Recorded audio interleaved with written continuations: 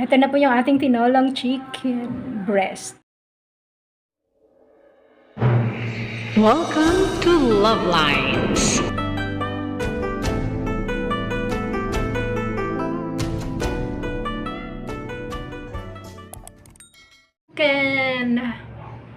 Tinolang chicken. Okay, ito yung ating mga ingredients, the usual. Malunggay instead of daw ng sili.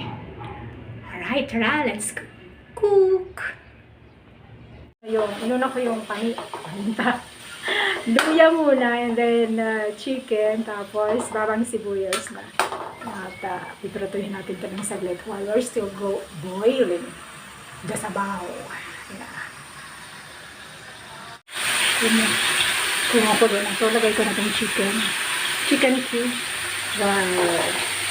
Ito konting gisa pa. Konting gisa. So dito lagay ko na itong gulay dito sa kabila. Kaya masaya. Nalagyan ko na rin yun ng paminta. Okay. Dito yung chicken.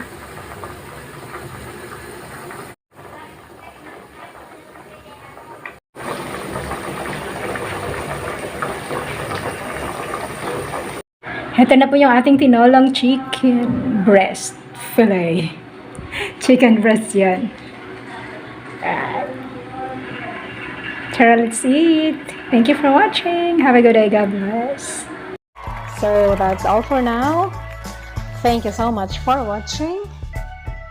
Once again, this is Luvlines. Have a good day and God bless.